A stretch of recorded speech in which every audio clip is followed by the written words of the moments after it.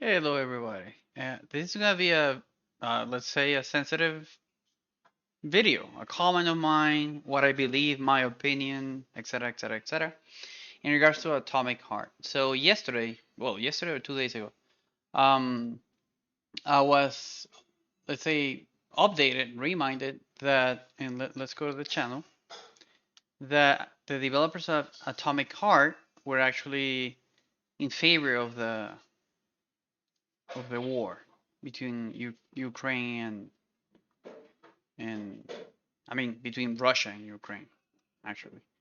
Um, how new is I'm guessing? Okay, so here's Sergi mentioning this. Okay, and he has a point. He has a point. Also in the Reddit where I actually put this video in, they actually mentioned the ban and all that. And from my end, I was lost. Like I wasn't, I didn't even know it was created by a Russian company and all of this. Okay, by doing a little bit of a research about it, I ended up in this Eurogamer. Okay, and they're going about the story about the game and the company Munfish is pronounced. Okay, and they have people in different countries. They work together. If you're a developer, you know where I'm getting at here. So we're not really tied to political stuff, most developers, because we're actually focused on the actual code of something, especially if you're a developer, coding the thing. But I wanted to address something here, um, about what they were saying. Here's the legal terms, privacy policies, all of that. And then when we get to 2023, um, it looks like somebody asked them, "Hey, what's your stand on the war?" And here's from my point of view, I'm from Venezuela. Okay, Venezuela is not a country that's actually doing really well. Okay, if you live over there, you know what I'm talking about. Most people over there, and when I say most, I mean 99% of the people that live over there that are not directly working with Maduro, which is the basically the dictator over there, um, are not doing well, including my own family over there. So let's assume that these developers, or at least the Russian developers that are there, are still in Russia. It's for their own best interest to, meaning their livelihood, to not be able to, unless they actually get the hell out of the country and basically change the whole thing, to the US or another country, the whole company as a whole, et cetera, et cetera. Like that whole process of moving. You can't say anything bad about the government if you're inside a dictatorship. Okay, this is if you go to Netflix and how to become a dictator or something like that. I forgot the documentary about it, but basically, after you watch the first 2 or 3 episodes, you get the point. Don't say the truth when you're in actual dictatorship. This is not a democracy. Obviously, they can't actually say, again, this is from the point of view of a Venezuelan that knows that I need to shut up if I'm inside Venezuela. Okay, I can't be, let's say, open. Let's put it like that. Completely open about my stand with the bastard that's taking over the country. Obviously, I can say that because I'm in a different country and I'm not scared of something magically happening to me. But you got to put yourself into the shoes of this developer. So they're a developer. They're not really focused on the war. We have noted that questions surrounding where we at Monfish stand. We want to assure you that Monfish is a developer and studio with a global team. So they're trying to say that, hey, we're not all Russian. There's people everywhere. Focus on an innovative game and is undeniably a pro-peace organization against violence against people. They can't say, dude, I'm not with Russia. I'm against the war and stuff like that because they're literally, if they're still physically there, they're literally inside Russia. They do that, and then things would magically happen to them if it works a similar way as, Venezuela, China, all the countries that you already know how they magically work with people that say things that they're not supposed to be saying. So that's my opinion. You can leave a comment about what you think about this, but from experience, because I'm also a second sergeant in Venezuela, not active, okay, but let's just say that saying or talking the truth will make you disappear in this type of countries, okay? Cuba also in there. So stuff like this, they need to be aligned to the middle. I can't say anything that jeopardizes the whole company or their livelihood, literally their lives. So that's my opinion about this. This is just me, 20 minutes reading this and a couple others, but this is the one that hit me hard because I know where they're struggling. They can't say a lot of stuff here. For the banning, yeah, it's like it's like me going as a developer to another country, and because I'm from Venezuela, you won't hire me because you're against Maduro. You get it? So it's more or less like that.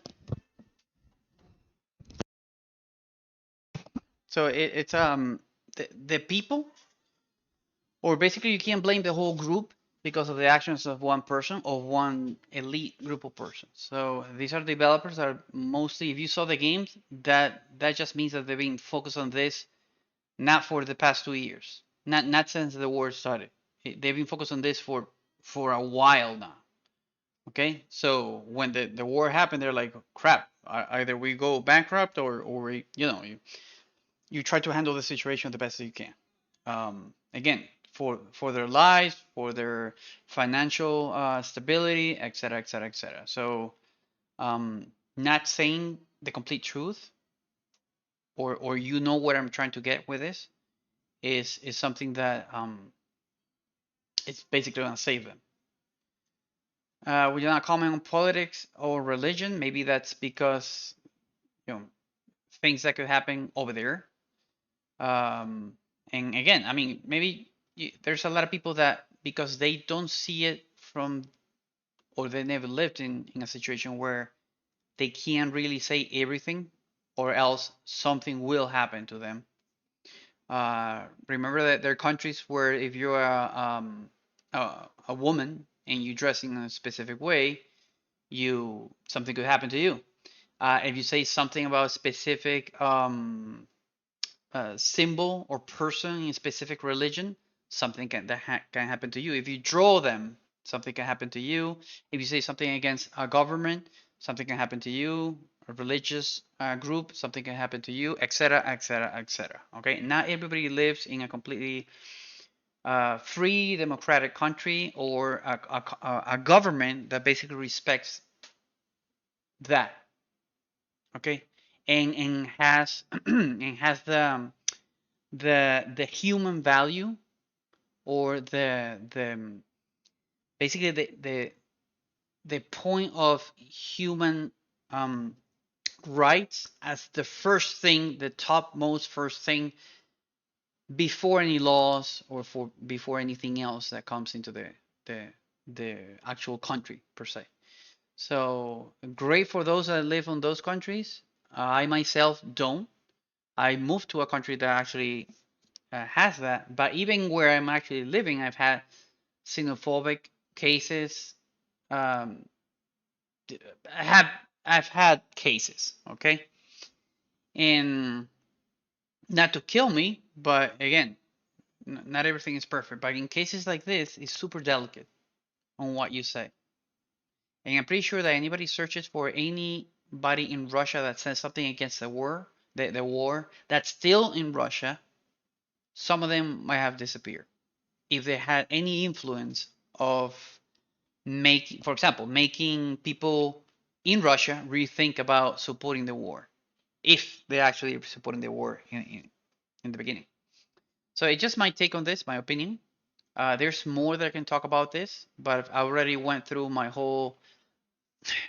I've been here in the current country where I am 10 years, and we already went through a lot of bad situations where, and we're still going through some situations where I need to shut up And if I say everything that I, my real opinion about it, things, some decisions I won't be able to control in regards to me, my family, my okay.